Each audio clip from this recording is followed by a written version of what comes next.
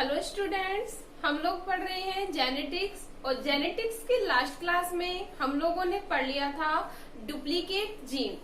ठीक है student, duplicate gene में हम लोगों ने बताया था कि ये वे जीन होते हैं या वे स्वतंत्र जीन होते हैं जो डिफरेंट क्रोमोसोम पर या डिफरेंट लोकस पर व्यवस्थित होते हैं और अपना जो इनका जो फिनोटाइप होता है वो लगभग समान होता है, जिसमें मैंने आप लोगों को बता दिया था डुप्लीकेट का मीनिंग क्या होता है, लगभग समान। ठीक है, तो हम लोगों ने डुप्लीकेट जीन के बारे में पढ़ लिया था और अब हम पढ़ेंगे एपिस्टेसिस या प्रबलता। अपना जो टॉपिक है वो है एपिस्टेसिस या प्रबलता।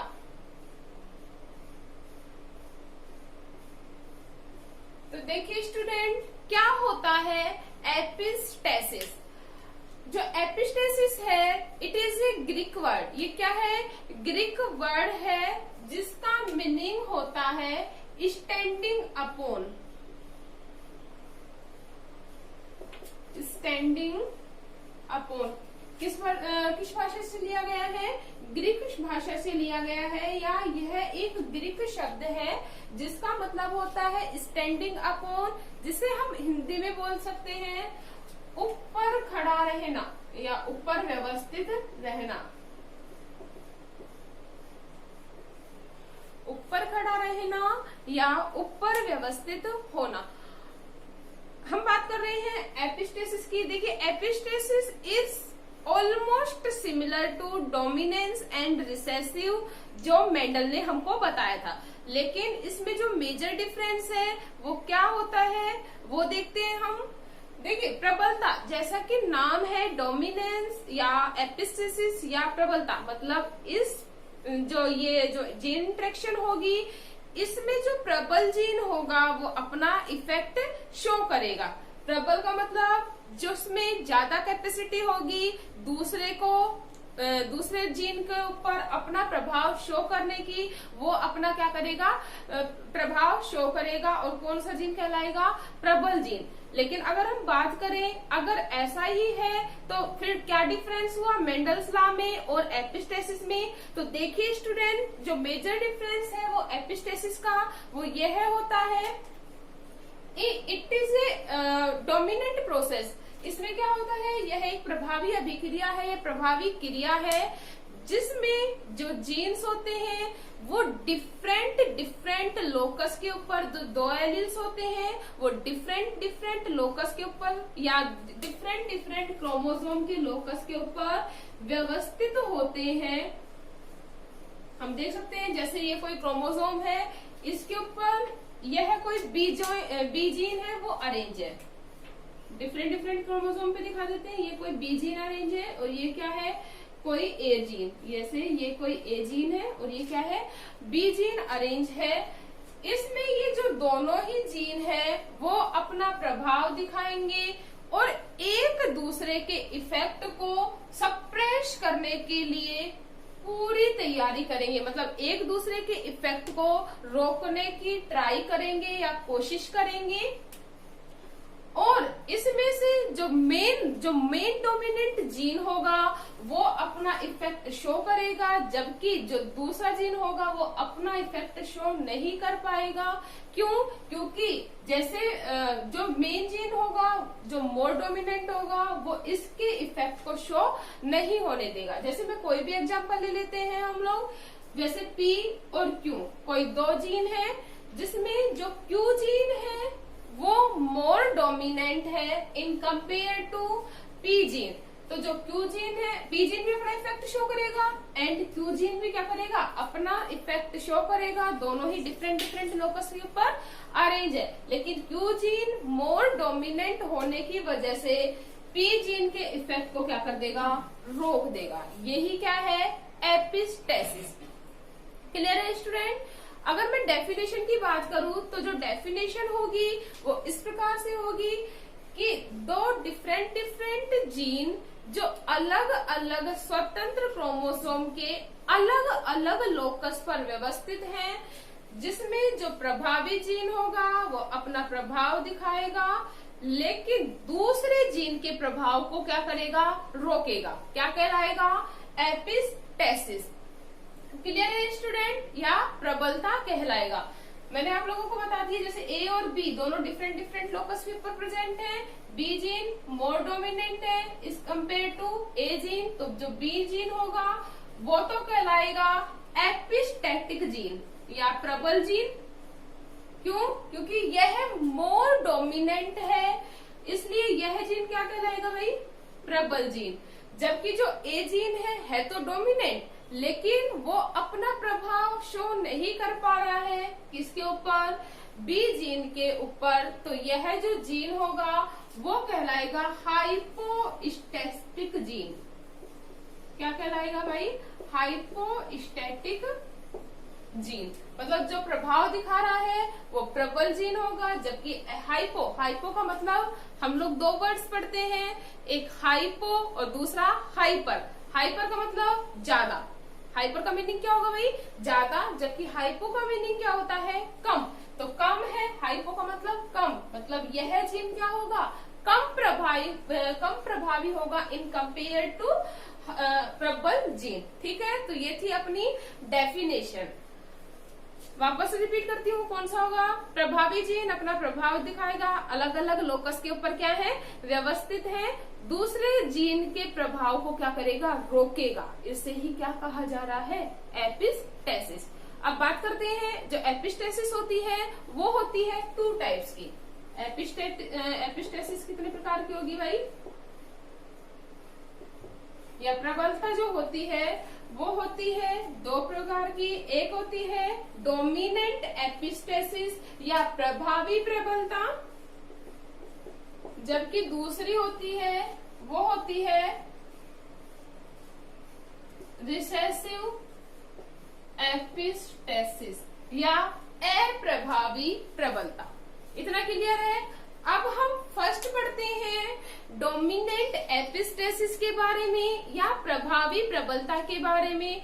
तो प्रभावी प्रबलता मतलब प्रभावी जीन अपना इफेक्ट शो करेगा और दूसरे प्रभावी जीन के इफेक्ट को क्या करेगा, सप्रेस करेगा। तो कौन सा कहलाएगा, प्रभावी एपिस्टेसिस। एग्जाम्पल लेते हैं, कोट कलर इन डॉग, मतलब कुत्तों का रंग या कुत्तों के बाहरी आकार का जो रंग है उसका एग्जाम्पल लेते हैं। एग्जाम्पल क्या है, कोट कलर इन डॉग। देखिए स्टूडेंट, समझते हैं कोट कलर इन डॉग को।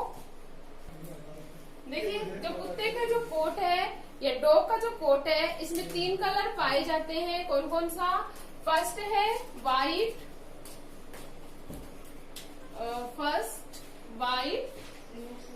सेकंड है ब्लैक, और जो थर्ड कलर है वो है ब्राउन, मतलब सफेद, काला, और थर्ड है अपना ब्राउन या भूरा। अब देखिए स्टूडेंट, इसमें जो मोर डोमिनेंट कलर है या जिसे हम कह सकते हैं जो एपिस्टेटिक कलर है वो कौन सा है, व्हाइट। ठीक है, इसके बाद में अगर हम बात करें व्हाइट के कंपेयर में जो ब्लैक है वो कम डोमिनेंट है, मतलब ब्लैक से ज्यादा डोमिनेंट कौन होगा, व्हाइट। और थर्ड अगर हम बात करें ब्राउन की, तो जो ब्राउन है वो पाया जाता है इन रिसेसिव फॉर्म, मतलब इसका जो डोमिनेंट इफेक्ट है वो ब्लैक से भी क्या होगा, कम पाया जाता है। अब देखिए, अगर हम बात करें इनके बीच में क्रॉस की, तो जो क्रॉस होगा वो होता है जो पेरेंट्स होते हैं। पेरेंट्स हम लोगों ने लिए capital I, capital B and capital B. ठीक है, और दूसरा हम लोगों ने लिया small I, small B, small B. एक हम लोगों ने प्योर डोमिनेंट लिया और दूसरा क्या लिया, प्योर रिसेसिव फॉर्म में जीन्स को लेते हैं और इनके बीच में क्या करवाते हैं भाई, क्रॉस करवाते हैं। तो जो रिजल्ट आता है F1 जनरेशन का, हम लोगों को पता है डोमिनेंट है वो कौन सा होगा, व्हाइट, और जो रिसेसिव है वो कौन सा होगा, ब्राउन। हम लोगों ने पहले ही बता दिया है। जो क्रॉस करवाया, तो जो F1 जनरेशन है उसमें हमें रिजल्ट मिलता है capital I, small I, capital B and small B. देखिए student, capital I is dominant, तो डोमिनेंट होगा तो जो डॉग बनेगा वो कैसा बनेगा, हाइब्रिड जो बनेगा वो कैसा बनेगा भाई, व्हाइट। ठीक है स्टूडेंट, क्यों, आई इज डोमिनेंट, तो डोमिनेंट होगा तो क्या करेगा, अपना इफेक्ट शो करेगा। ठीक है, नेक्स्ट अगर हम बात करें गैमेट्स की, तो जो गैमेट्स आएंगे हम लोग जानते हैं चेकर बोर्ड पे कि जो गैमेट्स मिलेंगे, capital I, capital B, capital I, small B, small I, capital B and small I, small B, इस प्रकार के क्या बनेंगे, गैमेट्स बनेंगे। तो हम एक्सप्लेन करते हैं चेकर बोर्ड के थ्रू आउट, या F2 जनरेशन को हम शो करते हैं ऑन पन्ने बोर्ड। तो देखिए क्या बनता है रिजल्ट।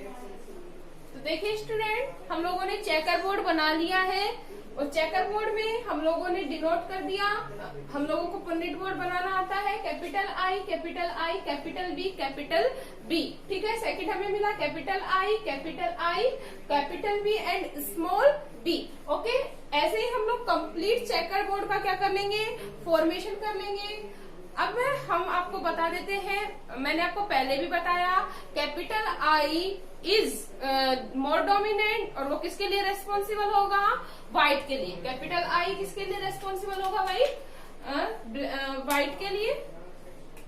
कैपिटल आई मतलब व्हाइट।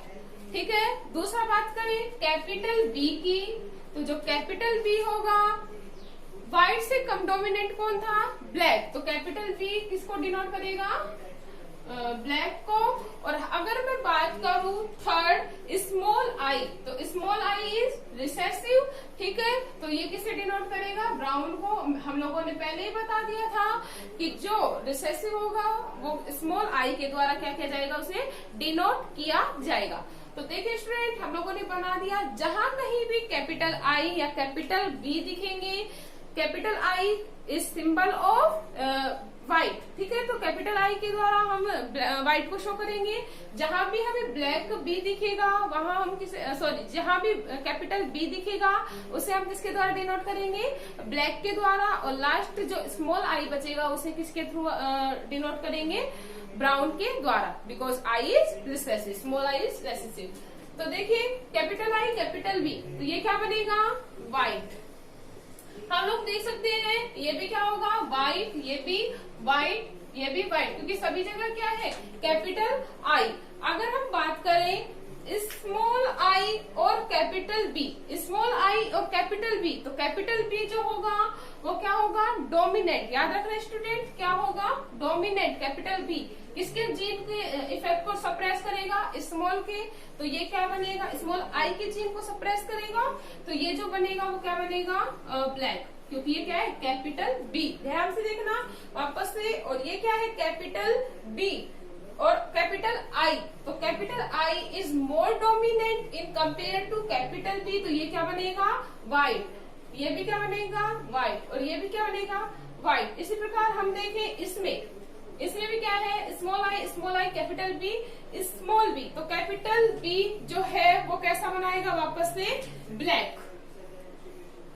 कैसा बनेगा, कैपिटल बी है तो ब्लैक। और जो थर्ड बात करें तो जो थर्ड होगा स्मॉल आई, स्मॉल बी, दोनों ही क्या है, रिसेसिव, तो क्या बनेगा, ब्राउन। क्या बनेगा भाई, ब्राउन। और थर्ड अगर इसकी भी बात करें, इसमें दोनों रिसेसिव है, स्मॉल आई, लेकिन ये क्या है, कैपिटल है, तो ये वापस से क्या बनेगा, ब्लैक। बाकी हम देख सकते हैं चेकर बोर्ड में कैपिटल आई हर जगह दिख रहा है। लगभग हमें जो 12 जो जीन्स मिलते हैं वो कैपिटल आई वाले मिलते हैं। तो capital I is white colour. Capital I जो होगा उसमें वो कैसे जीन बनेंगे या कैसे डॉग बनेंगे, व्हाइट कलर के डॉग बनेंगे। तो जो फिनोटाइप रेशियो होगा वो होता है फिनोटाइप रेशियो व्हाइट। ये भी क्या होगा, व्हाइट। ये भी क्या होगा, व्हाइट। ये भी क्या होगा, व्हाइट। ये भी क्या होगा, व्हाइट। और ये भी क्या होगा, व्हाइट। तो जो फिनोटाइप रेशियो मिलता है वो हमें मिलता है 12:3:1, मतलब 12:3:1। 12 क्या मिले, व्हाइट मिले, 3 कैसे मिले भाई, ब्लैक मिले, और 1 क्या मिलता है, ब्राउन मिलता है। क्लियर है स्टूडेंट? ये था अपना डोमिनेंट एपिस्टेसिस। ओके।